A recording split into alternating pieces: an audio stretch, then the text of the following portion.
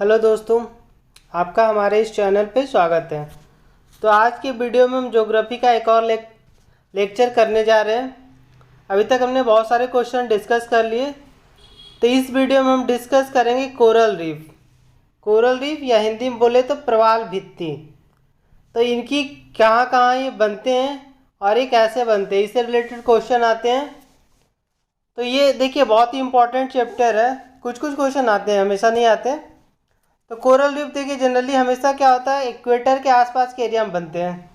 बहुत ज़्यादा ठंडे प्रदेशों में नहीं बन सकते, क्योंकि इसको बनने के लिए देखिए जो भी रेड रेड बना हुआ एरिया ना, उन्हीं जगह पे ये पाए जाते हैं। तो बनने के लिए इनका कारण क्या है कि बहुत ज़्यादा टेम्परेचर ज़्यादा नहीं होना चाहिए और कम भी नहीं होना चाहिए। तो इक्वेटर के आसपास के एरिया में समुद्र का टेम्परेचर नॉर्मल होता है। इसके अलावा ये बहुत गहरा समुद्र में नहीं बनते हैं।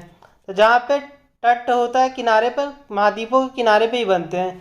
क्योंकि इस एरिया में देखिए बहुत सारे यहाँ पे क्या है, बहुत सारे आइलैंड है, तो इसके आसपास ये बने हुए हैं। फिर देखिए इंडिया में अंडमान के आसपास लक्षद्वीप और बहुत सारे ऐसे मॉरिशस, ये सारे जो द्वीप हैं ये कोरल से बने हुए हैं। फिर यहाँ पे अमेरिका के आसपास ये देख सकते हैं, मैक्सिको खाड़ी, बहुत सारे कोरल से। तो ये जनरली इसके लिए कुछ कंडीशन है कि टेम्परेचर ना ज़्यादा ना कम होना चाहिए और बहुत गहरा समुद्र नहीं होना चाहिए, तभी ये बन सकते हैं। यानी वहाँ धूप पहुँचनी चाहिए, क्योंकि कोरल क्या है, एक तरह के जीव हैं। तो ये जीवों को धूप चाहिए अपने पोषण के लिए, और ये धीरे धीरे एक दूसरे पर जमा होते जाते हैं डेथ होने के बाद। तो इसके बाद क्या होता है, एक द्वीप की तरह बन जाते हैं, तो उसे बोला जाता है कोरल द्वीप। और ये अगर समुद्र के अंदर है तो बहुत ज़्यादा वहाँ पे क्या होती है, मछलियाँ होती है, क्योंकि कोरल के आसपास बहुत सारे जलीय पेड़ पौधे होते हैं जिनको खाने के लिए छोटी मछलियाँ होती है, फिर उनके पीछे बड़ी मछलियाँ। तो ये बहुत ही इंपॉर्टेंट इकोसिस्टम के लिए हमारा। ऑस्ट्रेलिया के देखिए पूर्वी तट पर एक ग्रेट बैरियर रीफ है, एक लगभग 1000-2000 किलोमीटर लंबी एक कोरल रीफ बनी हुई है, लंबी सी। तो इसे ग्रेट बैरियर रीफ कहा जाता है। तो चलिए स्टार्ट करते हैं हम अपने क्वेश्चन। तो सबसे पहला परवाल क्या है, तो ऑलरेडी मैंने बता दिया कि ये क्या है, समुद्री जीव है आपका।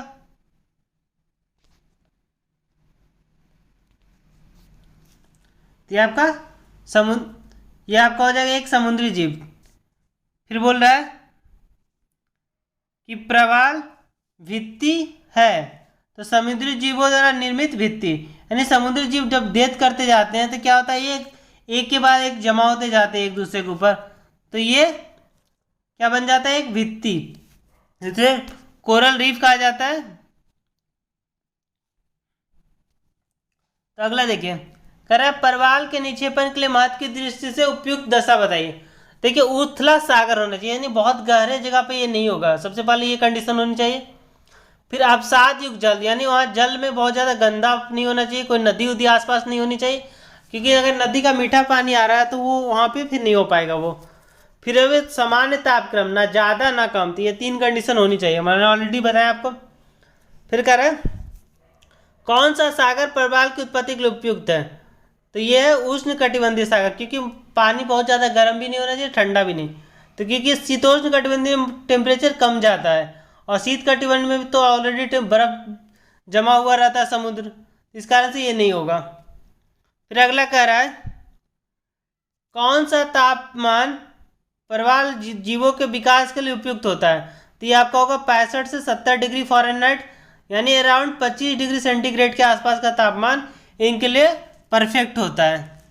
फिर अगला क्वेश्चन है परवाल के विकास के लिए औसत सागरीय लवणता होनी चाहिए, यानी बहुत ज़्यादा नमक की मात्रा नहीं होनी चाहिए, 27 से 32% के बीच अगर है वहाँ लवणता, तो वो आराम से वहाँ पे परवाल भित्ति हो सकती है। फिर कह रहा है परवाल भित्तियाँ मुख्य रूप से पाई जाती है, तो ये आपका मैंने ऑलरेडी बताया इक्वेटर के पास, तो 30 डिग्री नॉर्थ से लेकर 30 डिग्री साउथ के बीच, यानी 60 डिग्री के रेंज में ये पाया जाता है। फिर कह रहा है जो प्रवाल भित्ति समुद्र तट से कुछ दूर हटकर बनी होती है कहलाती है, तो समुद्र तट से थोड़ी दूर हटकर बनी होती है तो उसके बोला जाता है अवरोधक प्रवाल भित्ति, जैसे ऑस्ट्रेलिया के पूर्वी साइड पर। चलिए मैं आपको दिखाता हूँ। वलयाकार प्रवाल भित्ति क्या होती है, ऐसी बनी होती है, तो इसको वलयाकार प्रवाल भित्ति बोला जाता है, गोल।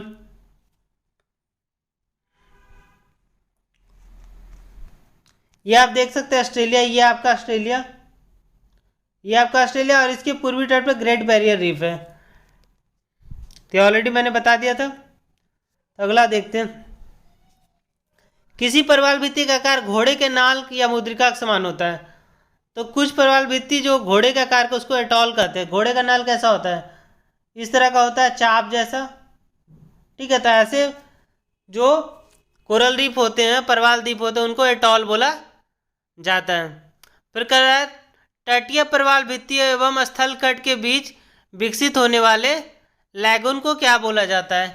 तो देखिए, किसी जमीन के आसपास का एरिया है, मान लीजिए भारत है, इसके आसपास अगर यहाँ पे कोई कोरल रीफ बना हुआ है तो इसके बीच का जो एरिया होगा लैगून, तो उसको बोला जाएगा बोट चैनल। ठीक है, तो चलिए अगला देखते हैं हम। कह रहा है परवाल भित्तियों की उत्पत्ति के संबंधित भू अवतलन सिद्धांत का प्रतिपादन किसने किया था? तो ये डार्विन ने किया था। ये एग्जाम के लिए उतना इंपॉर्टेंट नहीं है, अगर ज्योग्राफी से रिलेटेड कोई एग्जाम होता है तो उसमें पूछेगा। एसएससी, बैंक, ये सब जो नॉर्मल वनडे एग्जाम होते हैं रेलवे, उनमें नहीं पूछेगा। फिर अगला है परवाल भित्तियों की उत्पत्ति से संबंधित हिमानी नियंत्रण सिद्धांत का प्रतिपादन किसने दिया? तो ये डेली आंसर है और इसका भी उतना इंपॉर्टेंट नहीं है। चलिए अगला, विश्व की सबसे बड़ी परवाल भित्ति ग्रेट बैरियर रीफ कहाँ स्थित है? तो मैंने ऑलरेडी बता दिया था कि ऑस्ट्रेलिया के पूर्वी तट पे। कह रहा है ग्रेट बैरियर रीफ की लंबाई और चौड़ाई, तो मैंने बताया था अराउंड 2000 किलोमीटर, तो 1900 किलोमीटर, चौड़ा लगभग 160 किलोमीटर है ये ऑस्ट्रेलिया के ईस्टर्न साइड पे। कह रहा है ऑस्ट्रेलिया के पूर्वी तट पर स्थित ग्रेट बैरियर रीफ निम्नलिखित में किस परवाल भित्ति का? तो ये अवरोधक परवाल भित्ति है, क्योंकि एक तो अवरोध में तो क्या होता है, एक बाउंड्री। तो क्योंकि ऑस्ट्रेलिया ऐसे है, इसके पूर्वी तट पर एक 1900 किलोमीटर लंबी बाउंड्री बनी हुई है, तो इसे अवरोधक परवाल भित्ति कहा जाता है। फिर बोल रहा है अगला, परवाल भित्तियाँ समुद्री प्रतिरूप है। तो ये जैसे धरती पर क्या होता है, वर्षा वन होते हैं, वहाँ पे बहुत ज़्यादा जैव विविधता पाए जाते हैं, बहुत प्रकार के जीव जंतु पाए जाते हैं। उसी तरह से परवाल भित्ति समुद्र का क्या, उष्णकटिबंधीय वर्षा वन। तो वर्षा वनों में क्या होता है, बहुत सारा जीव जंतु पेड़ पौधे पाए जाते हैं। उसी तरह से परवाल भित्ति में बहुत सारे जीव जंतु मछलियाँ पाई जाती हैं। तो आंसर आपका बी होगा। अगला देखते हैं, विश्व की सबसे बड़ी परवाल भित्ति, तो ऑलरेडी बता दिया हमने ऑस्ट्रेलिया। ग्रेट बैरियर रीफ, तो ये उसी को बोलते हैं ऑस्ट्रेलिया के जो पूर्वी तट पर है, ग्रेट बैरियर रीफ।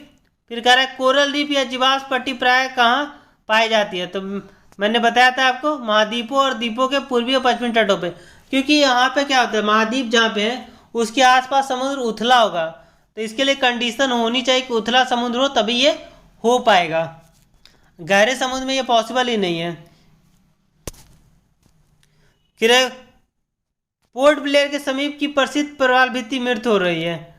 क्यों मृत हो रही है? क्योंकि यहाँ बहुत ज़्यादा मत्स्यन हो रहा है, यानी बहुत ज़्यादा अगर मछली मारा जाएगा तो क्या होगा, वो उसको इम्पैक्ट करेगा बहुत ज़्यादा इकोलॉजिकली, और उससे क्या होगा, उनकी मृत्यु होने लगेगी और धीरे धीरे ये समाप्त हो जाएंगे।